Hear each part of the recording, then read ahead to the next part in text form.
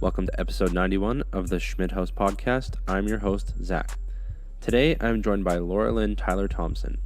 Laura-Lynn is a devout Christian, podcaster, and freedom lover. She has been on the campaign trail with Maxime Bernier in the Portage-Lisgar riding, and I wanted to have her on to talk about her experience in Canadian politics and her advocacy against abortion and sexual orientation and gender identity. I really hope you enjoy it. But before we get to the interview, I wanted to quickly mention that I will be doing a live stream on June 19th to cover the by-election. If you want more info about that, you can follow me on Twitter or on Instagram. And once I have the link set up for the stream, I will be posting it there. The links for those are in the description box. The live stream will be exclusive to Rumble, so make sure to subscribe to me there so you don't miss any episodes. And now, we hear from Laura-Lynn Tyler Thompson. So I'm here with Laura-Lynn Tyler Thompson. Laura-Lynn, would you like to give a quick introduction on yourself? Maybe just start prior to you becoming politically active, and then we can kind of touch upon that stuff later. Sure. Well, I guess my most acclaimed thing was that I was the co-host for the 700 Club Canada on a national daily Christian broadcast. And that was a lot of fun for probably close to 8 years on that. Mm-hmm. And what do you do in your personal life? You have kids, family, that type of stuff? Well, I have grown kids. My son's 33, my daughter's 30, and my other son is 27. And I'm a mom and thrilled to be broadcasting every single day now, doing my own show, just like you are, and reaching good down home Canadians with the truth. And the rest of the world, as we know, the internet, goes everywhere. Absolutely. Do you have any grandkids yet? I do. Okay. I have two. So your kids have kind of avoided. You got it out of me. I don't tell anyone that, because I don't know how to. To me, grandmas are kind of like older. So now you totally pulled that out of me. The reason I'm asking is because obviously your kids probably missed lots of the stuff that we're going to be talking about today, but you do have, some skin in the game as you want to protect your grandchildren from lots of this stuff. Okay. It's now about fighting for the grandkids. That is the whole fight now. Yeah. Absolutely. Okay. So my first question to you then is, what kind of made you want to get politically active? And I know a little bit of the story. You tried to get involved with the Conservative Party of Canada. So can you kind of go over a little bit of that, why you chose the Conservative Party and what really got you politically active? Yes. So, when I started fighting SOGI, which is sexual orientation and gender identity in British Columbia, that was the curriculum. They don't like to call it a curriculum, but nonetheless, that's exactly what it is. And it is put into every class. Like if it's math class, it's, how many genders plus two people does this equal? Like they just make it up and they put it in the classes. And so when I found out that they were literally teaching little kids that they could swap out their genders, something ridiculous, non-scientific, I actually had to be convinced it was a thing, like that this was really happening. And then I found out I had to convince other parents that this was happening because it's so ridiculous that nobody even thinks, that in the beginning, no one thought this was real because it's too dumb. Now, the whole world's on board, and we've got propaganda machine well at work. Thank you to Soros, who put millions of dollars into all of this. So what happened? I began fighting it, and I was getting in the papers. I was getting called very nasty names, which everyone does who stands up for the truth. You have to face the fire. I was a bigot, a transphobe, a homophobe, and somehow even a racist. And I was working for the national television show, and I was having a really good life. I was making a good amount of money, and I was blessed. And then they asked me one day, because they'd seen the negative press that I'm getting and what a harsh fight it is. They said, "How long will you be fighting this?" And I said, "Well, how long will they be telling little boys that they can be a girl? That's about how long I'm going to have to fight this." And so I lost my job. And that was pretty much the last conversation, really. And I no longer had a position. I was not on national television. I didn't have a salary. I would just have a little severance package to get me through. And then I would be figuring out how to move forward. So when all of that happened, it was pretty devastating. And I understood the first, I guess the great awakening in my life began happening because, first of all, this gender thing was way bigger than I thought. I was hoping we'd just shut it down in BC. It must be some crazy loony teacher that's a nut, and we're going to just shut it down. Well, oh no, apparently it's, across Canada and the world. Um, so I just kept having, just kept battling it and fighting it. And I got very inspired by a transgender dude. He had become the mother of two. He had full operations, thanks to you and I's taxpayer dollars. And he let me know that they were going to keep pushing this down the kids' throats, and that they would not stop. They would not be, keeping this to adults, because I personally, I don't have a problem. If you're gay, lesbian, transsexual, bisexual, pansexual, I don't even know what that means, but whatever that is, and you're an adult, you just go right ahead, because this is Canada. It's not North Korea and it's not Syria. This is Canada. We get to live the life that we want. We get to make our choices, face the consequences, and face God at the end of all of it. And my issue is never with the freedom for somebody to choose to, this man had lopped off his penis and, thought that that was what he should be doing. He had, you know, beautiful breasts. I could see underneath that top. So, all right, there we go then. That's fine, but let's leave the kids out of it. No, he was not going to be doing that. What he was also doing, and this is what inspired me, is that he was going to Ottawa. He was lobbying the members of parliament. He was gaining funds and money in order to propel his agenda, his transgender agenda. And so that was interesting to me. And I began to feel sort of a pull, that maybe this was the next path. And I talked to a few people, and it just kept opening. The door kept opening. People kept telling me, I met this amazing guy. His name is Doug Sharp from Canada Family Action. And he's in British Columbia as well. And what he helped people to do was get into politics, to stand for their convictions as a Christian, to be a part of that journey so that we can shape the nation. We can be salt and light. So I was pretty excited to meet him, and he pushed me forward. He said, do it, so of course I decided I would put my name forward with the Conservative Party of Canada, the only party I had ever voted for, whether reform or by its different names. I was a conservative. This was my party. This is who represented my values and who I would give my vote to, because they were always trying to get my vote, because they would tell me they're pro life, they're pro family. So here we go. So I must be an easy fit, I thought. Well, I met with a member of parliament in Abbotsford, British Columbia, Ed Fast, and he said I would be a star candidate and that they would receive me, and this should be fantastic. Filled out all the paperwork. I got associated with my electoral district association, and I let them know that I would really like to run to be the candidate, and they could, see my resume and check me out. And so they loved me. They saw that I was fighting for all the right things, that I was a strong stander, that I was willing to do what it took to to stand up for the values that mattered to conservatives. And so they picked me. It was a no-brainer, and off we went. But no sooner had we done that, really, than a letter came into my email box saying that I did not qualify, and that I was disqualified from the process. There was no explanation of why. And so we did some digging. The Electoral District Association was livid, because every single, district or riding in Canada should have an electoral district association that goes with that party, and they pick candidates. They fight. They fight for the party. They raise funds for the party. Well, they went to bat, and they tried to talk to people like, what do you mean she's not accepted? Like, what? Well, there was no real answer, except as we dug farther, there were posts on my Facebook where I stood against the gender nonsense. And that was just not something that they wanted to be part of their party.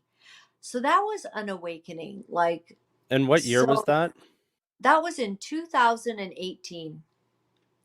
And I was shocked. Like, okay, we've got the NDP and the Liberals pushing this nonsense down our kids' throats. We've got we've got them fighting for all this gender nonsense. We've got, Mr. Justin Trudeau raising flags whenever he can and supporting LGBTQ. To this very day, he's got the Parliament, surrounded in rainbow flags and all of that. And I thought, well, that's them. So the opposition should be standing for something different, but they weren't. They weren't different. They were the same. And so another riding heard about me and they said, this riding was Burnaby South, and they said, please come and run in our riding. We're just about to choose our candidate. Please. I said, I've already been rejected. They don't want someone who talks like me or stands like me.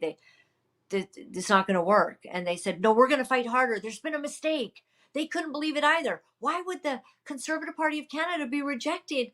An upstanding mother who is speaking out against nonsense and unscientific ridiculousness. Why would they be upset at that? We should be standing together.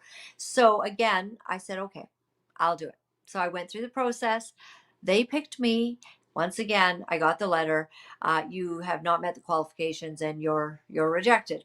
And so they were very, very upset about it. Now, at this time, I had already paid for a ticket to head, because my wonderful friends Doug Sharp and all these great people, they were heading to Halifax for the Conservative Party of Canada policy convention. And they explained to me, this is awesome. You get to go and be a part of the process. You get to decide on what the policies for the Conservative Party of Canada will be. And you get to make a difference. You let your voice be heard there. That's how you make a difference. You go to the policy convention. Okay. So I had bought my ticket. I had gotten the ticket to enter the policy convention. I had paid for my hotel and I, was ready to go. But I was super upset that now I had been rejected from these two ridings. And so I was not favorable on the CPC. I had had a huge wake up that we have a problem. I had understood that my Christian organization would not stand with me. They would not support this fight. And that now my political party, who I thought would be the fighters, they're not either. So I did not want to lose all my money. And I thought, well, I'll just go. I've already paid for it. I'll go with my friends, and I'll get to be a part of making policy. So it was an amazing time, actually, to see the process, to see the cog, to see the machine at work was very interesting. So we had been in separate little private rooms. Like you can choose a room where because there's hundreds of policies. So you choose a room where, okay, this smaller room will be picking from from their 50 policies, they're going to pick 10. So I had been in that private room where we picked down to 10. One of them, the very last one, because they tried to make it so there was no time to even get abortion on the policies, because they put it last, hoping that we'd run out of time. Somehow we squeaked it in. All in the room voted yes to abortion. So we had to then take abortion to the big room. So the big room, 2,000 people or more, actually. CBC set up in the back, Rebel News not allowed in. I don't know what that tells you, but that stinks at this point. What we know about the CBC, what we know, about Rebel News standing, and fighting hard. Although I just have to let you know that they decided not to interview Maxime Bernier today. Mm. That's And actually not surprising to me. The way that things like Andrew Lawton and True North, they've kind of been going back and forth. So the Andrew alternative Lawton, media, I don't think is quite friendly what's with happening? Max right now. Very disappointing. And I'm going to have to begin outing all of that if that's what's going to happen here. Um, our world is falling. We are seized. Like the word that comes to me all the time is we are seized. Like they have seized every area. And I do think it comes down a lot to money. I think people get paid off. I think the Conservative Party of Canada has enough money to go to any of these people and say, listen, come with us. Well, we're going to, we're going to help you with your bottom line this year. Well, just sidebar on that same topic, I'm in a couple of groups on Twitter, and it seems that's a common thing too. They think that they're paying off even smaller Twitter accounts to echo the CPC stuff. So, but yeah. No one's paying my account. Is anyone paying your account? No one is paying me. I get to just speak the truth. And thank God for those that help us to do that. And I'm very grateful for my supporters. I'm actually completely 100% donor supported at this time. And apparently there's some really good people who value the work that you're doing and the work that I'm doing, and that we're doing it with respect and with character and integrity, and that is still valued. And so folks that value that will help us to do what we do. But I'm disappointed. Andrew Lawton and Rebel News, very interesting. So let me tell you about this room. 2,000 people are there. We have a little gizmo. It's about this size, and it's got like the yes button and the no button, and it's all electronic, and you don't push it, until we put the policy up. And so it's abortion. And we get to choose whether abortion should be on the policy or not. All of a sudden, there's a kerfuffle, and Lisa Raitt gets up. She's a former MP now. I think she lost her seat because she's a scoundrel. And she gets up onto the stage and she announces to everyone, listen, everyone, please, please, please do not put abortion on the policy for the CPC. Now, that wasn't the biggest surprise because everyone knew she's like pro-choice. She's definitely a liberal leaning, might as well be in the Liberal Party kind of person. So not a huge surprise to any of us who knew who the real good MPs and who the fake MPs are. But what she said next was the shocker. She said, do not put abortion on the policy of the CPC because our leader, Andrew Scheer, does not want it there. Andrew Scheer, the one that we all hoped would get in to be the leader. Because why? Well, because he's pro-life after all. How did he get his seat in Saskatchewan? Because he told everyone he's pro-life. How did he get the opportunity to have the good grace of God to be in that position? Except that he is pro-life. So I'm looking at all of this and I'm like, what? Like I just saw the sellout, the compromise. Like he is being weighed in the balance and he is found wanting. That's a quote from Daniel. And he did not have the good judgment to respect that God had brought him to this position, that God had given him the opportunity of a lifetime to make a huge difference. And when he got there, not only did he compromise for himself, but he now, through a person bringing this message, he says, ask the rest of them to compromise as well. Unbelievable. I was done. I was fit. I could feel the rage. They wouldn't run. Somebody would stand against the nonsense of transgenderism. And it is nonsense. Like the whole world knew that 8 years ago. All of a sudden, it's a thing because the news is paid off to say it's a thing, because Soros has paid off the world to say it's a thing. Now, all of a sudden, it's a thing. Well, it's not a thing. And so that was the hard part. Yeah, and we see this fairly consistently, and it seems that right now, as far as the scale goes, Maxime Bernier and the People's Party of Canada has been the only party that has been quite vocal, at least at a federal level, concerning lots of these issues. And I think it is actually more popular than people maybe believe. And when we look at things such as the gender ideology and abortion, Max has taken a pretty hard stance on that as far as what the other parties are doing, especially, like you kind of described with the CPC. And I know you drafted actually Max's private members bill that he wants to propose once he gets into Parliament, if he gets elected on June 19th here. Can you kind of explain the party's position and kind of what you drafted for Max, and how it maybe is opposite or contradictory to the ideals of conservatism that the CPC tries to represent? Yeah, I'd love to explain that. And, if I just say a little bit of the lead up to that bill was that at that conservative policy convention where they rejected abortion being put on, the same way that Stephen Harper had a majority government. and he sure did want your votes. And everybody would say, "Oh, vote for Stephen Harper, vote for Stephen Harper." And I'm like, "Who's Stephen Harper?" "Oh, he is pro-life. We have to vote for him. This is wonderful." "Oh, fantastic. I'll vote for him. That's great." So Stephen Harper gets a majority government, never does a thing. Apparently, so I just heard recently, oh, Maxime explained this to me, that the pro-life MPs were in his office day and night. They really pushed him during that season when he actually had a majority. They wanted a bill to be put forward for the protection of life. Stephen Harper would have none of it. The Great Compromise Party of Canada is what this has been. And so at that same policy convention in 2018, there was a guy, and his name was Maxime Bernier, and he was going to be making an announcement. I didn't know much about Max. I wasn't really following between him and Andrew Scheer and what went down there.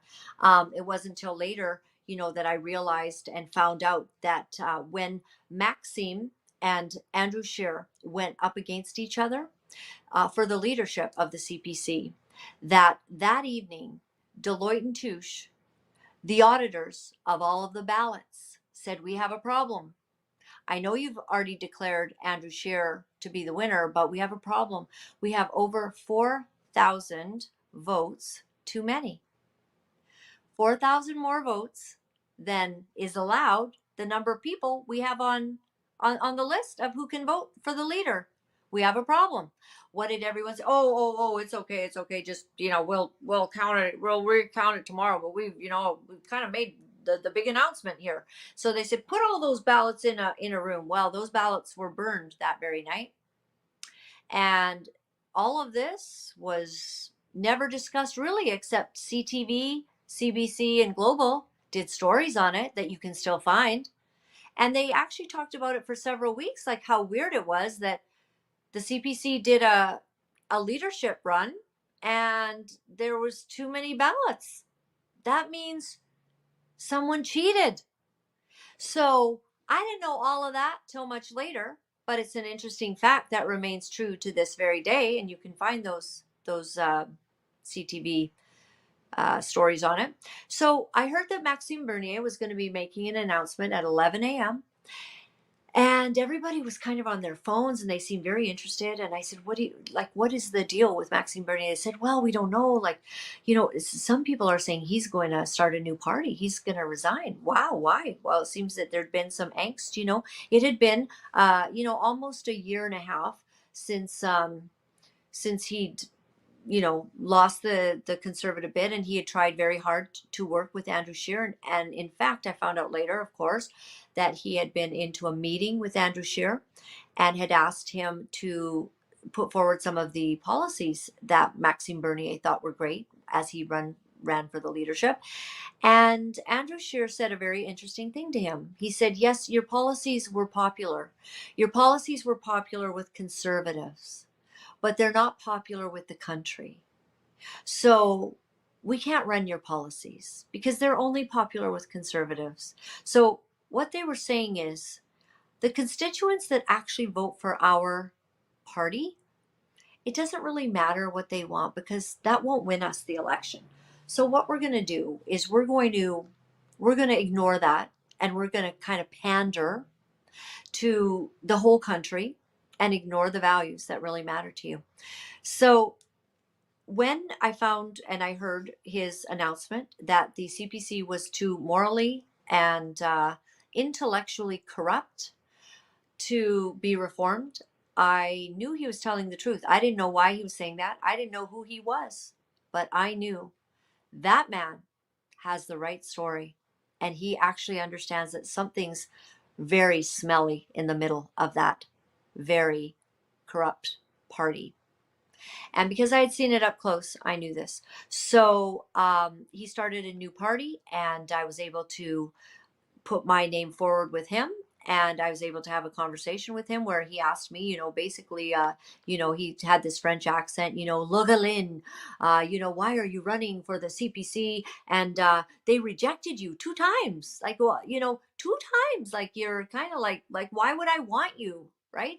And I had to explain to him, well, it was because of Soji. And he said, what is this Soji? And I said, sexual orientation, gender identity. I explained it to him. And I said, they're telling little boys they can be girls. And I remember the call going like kind of quiet. And he's like, what? They're telling little boys they can be a girl? I said, yes, and vice versa. And that's it. And he goes, so they're teaching this in schools? Yes, they're telling them they can have multiple genders and they can just switch it all out, and I don't think that's right. And he said, so that's it? That's why you rejected? I said, yeah. He goes, okay, you come with us then. And from that moment on, I have done nothing but see courage from Maxime Bernier. Courage to stand up to Vashi, who had me and my pictures going on her, show. I'm eating dinner. I don't even know I'm the main feature. I guess Max was the main feature. I was the second runner up there that night. She's showing all my pictures from Facebook up on there. And she's asking Maxime Bernier, why are you running this bigot? Why do you have a transphobe running as your first candidate? Like, she has given him the worst time. And do you know what Maxime Bernier did? He defended me. He defended my values. He defended my common sense. He defended me as a Canadian mother, that I would have a right to not want my children to be told that my little boy, that he can be a girl. He defended me. The most courageous thing I have seen in a long time at that point, and have continued to see since that point. So when I ran the first time, I went up against Jagmeet Singh in Burnaby South, against the guy that they put in for the CPC against me. There was a by-election, just like there is right now in Portage Lisgar. And so I got 10.65 on the first time that I ran. And what's interesting is the CPC, they got 22%. Now, Jagmeet won, I believe, that time by like 34%. If they would have run me as a candidate, and if I could have had all the CPC votes, all the PPC votes, that would be 32%. With a little bit of a push, we might have made it impossible for Jagmeet Singh to get in. And now we've had to deal with his ilk for an awful long time. And he is not a good guy. And I saw that. I saw that he's a very interesting, I call him a snake oil salesman, but like, seriously, I mean, he just puts on the charm when he wants to, but his heart is not good. So that's for another day. So you asked me about the policy. So when we had the next election in 2019, so I ran twice in 2019, and myself and Paul Mitchell put together and Paul Mitchell wrote all of it. He's an amazing guy. And he basically put together this abortion bill that we would be able to present, that we would, because we both believe in pro-life right up to conception, but we put in this bill that would begin the process. It would begin the discussion that late-term abortion should be illegal, and that a policy would come in for the protection of late-term abortion. What this did was several amazing things. First of all, it actually let the country know that there wasn't a policy. There wasn't a law. People were shocked at that. Pro-choice people, they'd say to me, no, I'm pro-choice. And I said, so do you believe that it's okay to take a baby's life when it's like 7 months, 8 months? It's moving and kicking. It's fully developed and could thrive outside of the womb. You think that's okay? Well, no, of course not. Oh, okay. So I guess you're not as pro-choice as you thought you were. You have limits. Why don't we have a limit in Canada?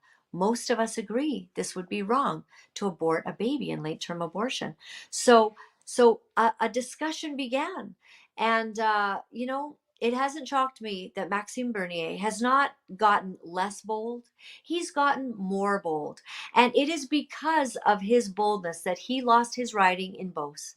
The reason he lost his riding in Beauce was because he said to the reporters, when they were pushing him about me, basically, me and Paul Mitchell, your candidates, they're putting forward a bill that's going to, that's going to end late-term abortion. And this is like, we don't discuss that. Like, that's a done issue. Why are you allowing this to happen?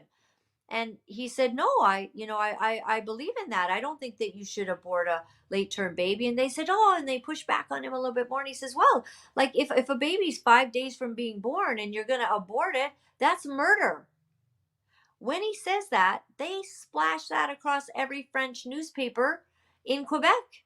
And he is the talk of the town in not a good way, because they are, a little bit lost over there.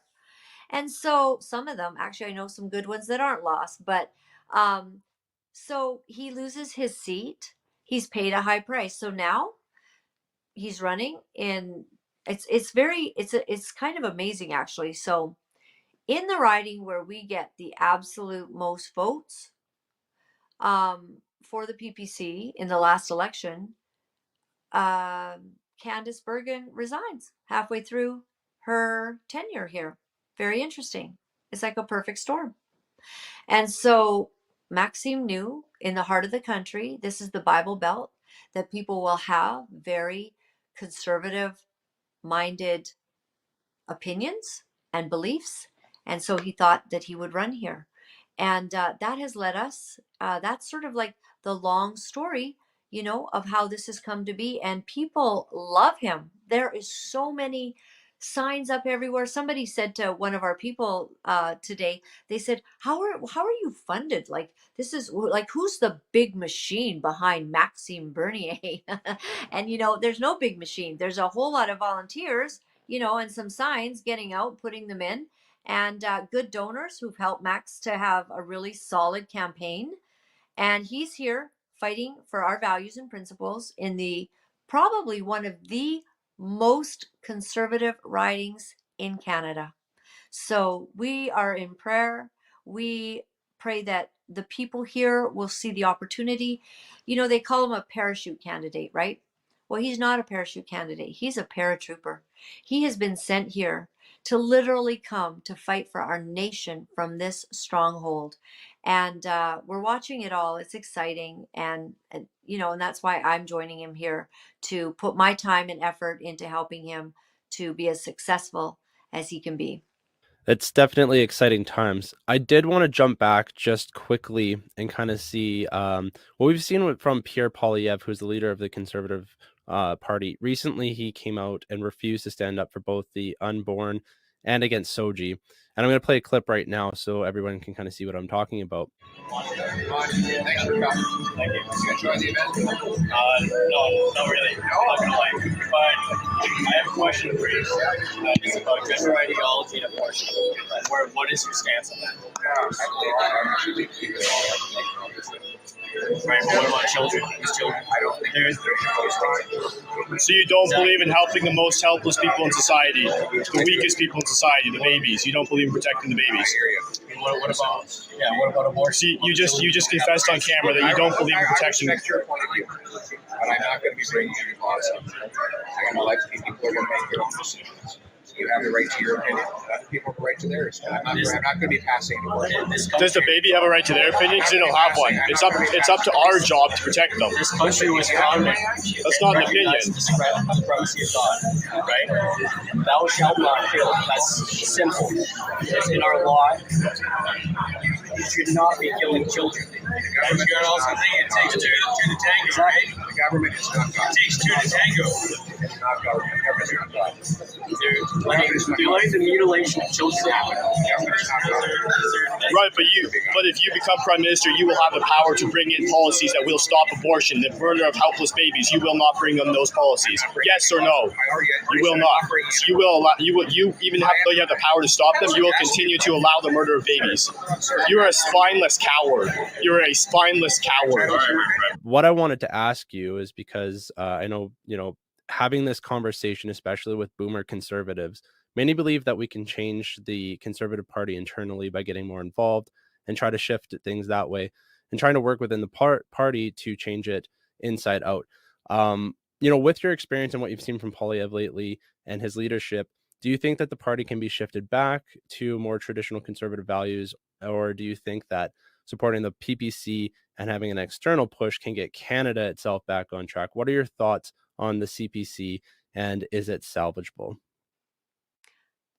I don't think it's salvageable. Look at what he says. Look at what Pierre Poilievre says. He's not going to touch this. The government is not God, he says, and thank goodness he knows that. But the government is there to represent the people, and the people love God, and the people believe in the sanctity of life. And you were elected to serve the people.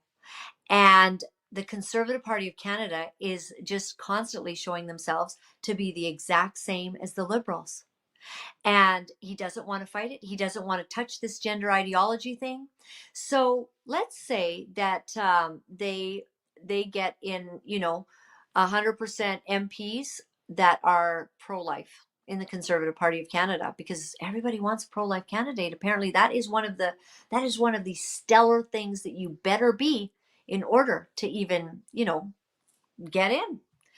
So then what happens is Pierre Poilievre says that a Poilievre government will not table any legislation nor pass any legislation. So what is going to happen? Think about this amazing moment when Maxime Bernier gets into Parliament and he does table a bill in front of all those pro-life members who have true faith, who have true belief that this is wrong. What is going to happen? I think what's going to happen is this is going to put pressure on the Poilievre government to have a free vote. And Max believes that this will happen. They will have to have a free vote, and perhaps we get that passed, because people do not believe that you should be aborting late-term babies. So this is the first step. You can't reform it from the inside, because I have never seen such disrespect for the people whose votes they want. We want your vote. We're pro-life. Choose us. We're standing for you. But we're not going to say a word about the onslaught of evil ideology that is going against your kids. And we are definitely not tabling any legislation for the preservation of the unborn. But please vote for us, because we're with you. What a joke. What a joke.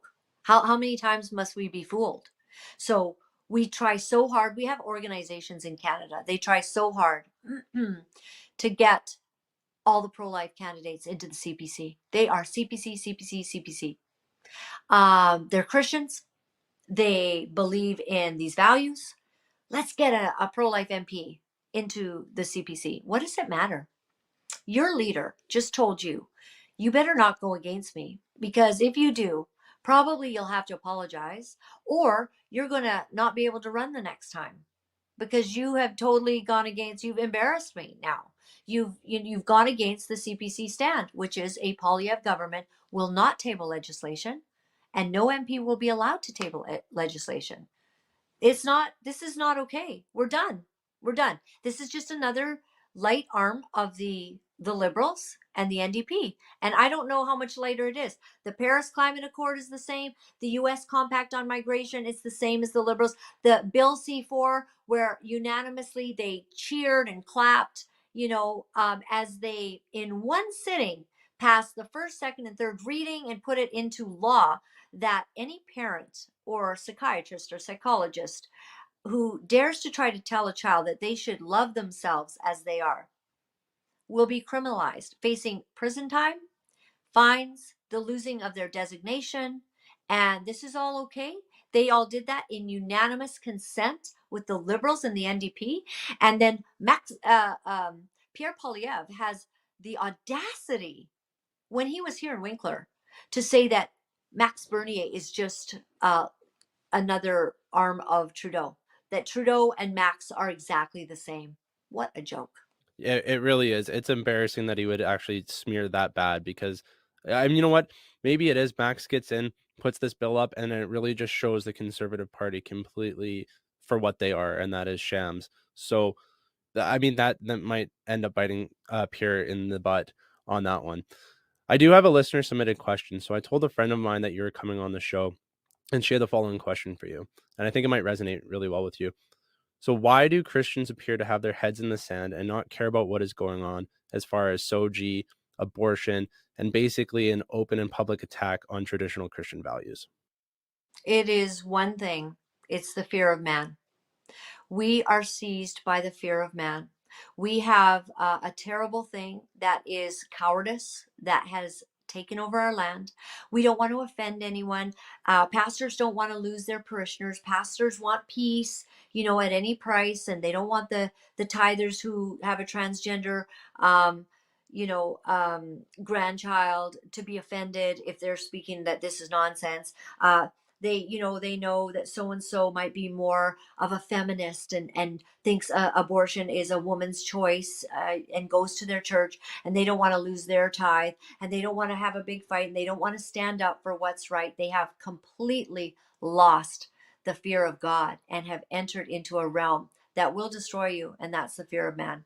So that's what they're doing, and it's very sad, and it's breaking us. And why do you like, apart from that, why do you think that so many people are fearful of taking a principled stance, even if you look at some of our politicians where they'll just outright ignore topics or not answer questions if it causes them to take a principled stance that might seem unpopular to some, but would actually shift a huge amount of the population to get behind them? Why do you think cowardice is so popular right now? Well, if you're a CPC person, you're just not allowed. It's quite that simple. You will lose your seat. They will not allow you to run again. So you are committing, you're you know you're ending your career there. There's nowhere to go. That's how hard they are. So if you're going to stand for things like that, you might want to cross the floor to a party that will embrace you, will celebrate that you stand for the right things, and will allow you to table legislation for the protection of the unborn. As God watches, and God's judgment has come on Canada. Why? Because of Stephen Harper. Stephen Harper had an opportunity, and when God gave him the good grace to be the prime minister with a majority government, he let us all down. He let himself down. He let God down. He let the constituents down. It was horrible. What did we get after that compromise? The judgment of God in the form of Justin Trudeau. That's what we're living with, because cowards and those who bow to the idol that has been set up in the land refuse to stand. And long, long ago, there's nothing new here.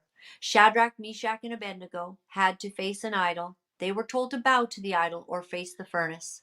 They chose not to bow, and they chose the furnace. And ultimately, they knew that God would save him, but they knew even if he did not, they would not bow.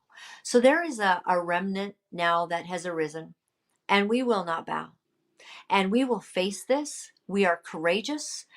Maxime Bernier is the most courageous leader I have seen. And for those that dare to say stupid things like he's an opportunist, wow, the worst opportunist ever. Keeps losing, but loses his seat. If he was an opportunist, he should have shut up. He should have just said, "Oh yeah, abortion's wrong, and I don't know what those two candidates, so I'm going to have to discipline them." And that would be an opportunist to go against his values and to keep his seat. But he did not do that. Maxime Bernier saw that the values that people have in Canada were being disrespected, and he decided he would stand, and he did it at great price. I respect that. And I appreciate every moment that he is fighting for this riding. And frankly, he's not just fighting for this riding, he is fighting for all of Canada as one sane voice. And I'll tell you, if we do not get him in, if there is not a voice like his allowed into our parliament, we have fallen and we've lost. And your grandchildren will pay the price. Absolutely. I completely agree. I think right now Max is ultimately fighting for the soul of Canada.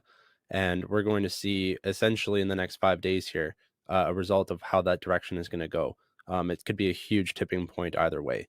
Um, so quickly before we go, Speaking of Max, his election is a couple days away here, and you've been helping with his campaign. Um, do you have anything to let the people of Portage Lisgar that are maybe on the fence, or maybe who don't want to vote, don't want to get off the couch and get out and cast a ballot? What's your message for the people of Portage Lisgar for this by-election? Canada, Canada weighs in the balance of this election, and we need every single vote. And if you have any sense of propriety and any concern for our nation that has fallen, and you believe something is wrong, you cannot sit on your couch on June 19th. You have got to get out. And if we don't make it on June 19th, Max will be back next year, 2 years, 2 years, depending when Justin Trudeau is kicked out or leaves. But my sadness will be that an opportunity squandered gives more room for the destruction of our families, our nation. It tears down the strong voices that we need to be there to fight and to see our culture war won on the right side. And what we need is every single person to not be complacent. Get up, get your shoes on, make your voice count, get out that day. What is it? There's no harm. If you don't like him, get rid of him next time. If he doesn't do what he says and you think he's a fly-by-nighter and he said stuff and he didn't do it, you can shame him. You can shame him the same way he says. He's going to vote on the policies that are conservative with the CPC. He will be like the NDP Liberal Alliance. Maxime's going to be that person to the CPC when they're conservative. But when they have lost their way, which they have, he's going to out it. He will expose it. And he will expose it to the entire country. We need his voice, just one voice in Parliament to make ripples that will last through eternity. And this is the time, this is the hour where we have to fight that hard. Make your vote count. That's an awesome message. I was going to say, for when I was at Winkler on the weekend and seeing you and Billboard Chris and Max and Josh and Alexander all talk, yours was my favorite speech in the night. It was absolutely blew me away. So I really do appreciate you coming on. Where can people hear more from you online? Do you have any final messages for Canada, or where can people check out your show? Yeah, the easiest place would be Laura-Lynn.tv. LAURALYNN.tv. That will lead you to my Rumble channel or to all my shows. I do a daily show, and I talk about all of these things straight up. And I don't care who doesn't like me. I am done. I do not have the fear of man. For as long as we have the fear of man, we lose. We have got to get to the place where strength and integrity matter to our hearts. When did we lose that? Standing up for what's right does not give us that beautiful satisfaction that it should. Let God be true and every man a liar. Like, why would we care about those that want to hurt children? Why do we care what they think, or if they don't get the issues, or if they're ignorant? Let's help them to get informed, but let's not cower in front of them. Let's be wise, shape our nation, change our nation. And I know that we can. We just, we are in an epic, it's an epic season. And it's pretty interesting that this one little area is like where I have met so many godly people. This one little area kind of holds the future of our country in its grip. And it's so exciting. I can't wait for Monday, but like, we're fighting hard every second till Monday. So I almost could use a couple more days because I want to make sure that we've crossed every T, right? But it's the fight of our lives. And I thank you for this opportunity to share my heart, and to whoever might hear it. It only takes one person to make a huge difference. Right now, that one person, for all of us, the most difference could be made by Maxime Bernier in Parliament tabling bills that matter to all of us. That is like a miracle waiting to happen. Laura-Lynn, thank you so much for taking time out of your day to and your busy schedule helping Max and traveling across Portage Lisgar to speak with me and kind of spread the message of freedom and hope and the grace of God. So we really appreciate taking the time. You're awesome. I appreciate your show. Thank you for having me. God bless. Absolutely. Let me know in the comments what you thought about my conversation with Laura-Lynn. I think it was one of my favorite interviews that I've done on my podcast. I talked to her for a little bit after, and what I said was that I'm so thankful for the doors that even my small podcast has been able to open for me, and the people that I've been able to talk to, and the ideas that we have been able to discuss and put out there. It's just incredible. I never would have been able to talk to so many good people and had so many good conversations if I didn't have a platform to exchange these ideas on. So I'm really enjoying what I'm doing, and I'm thankful for my listeners who have taken the time to hear what me and my guests have to say. In this time and era, when we look at the existential threats that we're all faced with, it makes me excited to know how many awesome individuals we have bringing the fight to their doorstep and willing to step up and say what they believe and stand up for truth. And I think Laura-Lynn is one of those people. And I hope to have more people like her on my podcast because I think it progresses the conversation about freedom and truth. Like I said in the show, Maxime Bernier is fighting for the soul of Canada. This by-election will send Canada down one of two paths. Mark my words, the next general federal election will be the current iteration of Canada's last one. Many don't realize it or understand it, but there are good people who we need to trust if we're going to look towards any type of political solution that the majority of people can get behind. There's an information war, a psychological war, a physical war, and a spiritual war going on right now.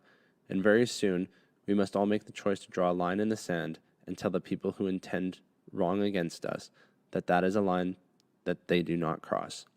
Now is the time for bravery, and I think that there are people who are stronger than anything that comes up against them. We are also stronger together. But that's it for this one. Make sure to check out Laura-Lynn's show. The link is in the description box. Like, share, subscribe, all that good stuff. And thank you so much for listening. Have a great day. In the long history of the world, only a few generations have been granted the role of defending freedom in its hour of maximum danger. I do not shrink from this responsibility. I welcome it. I do not believe that any of us would exchange places with any other people or any other generation. John Fitzgerald Kennedy. A society grows great when old men plant trees in whose shade they will never sit. Stay free. Thank you for listening to the Schmidt House podcast. If you want to support the show, you can do so by sending Bitcoin or through GiveSendGo. Links for those are in the description box. I would really appreciate it as I want to keep the podcast ad-free. The Schmidt House podcast is available on the following platforms: YouTube, Odyssey, Spotify, Apple Podcasts, and most importantly, Rumble. I post exclusive content on Rumble that is not found on any of the other platforms. I call them shorts. Please like this video, subscribe, and enable notifications, but most importantly, share this show with your friends. Check out the description box for more information about things that I discussed this episode and how to get in contact with me. Please reach out to me with any questions or suggestions that you have, including topics that you would like to hear me discuss. Have a great day.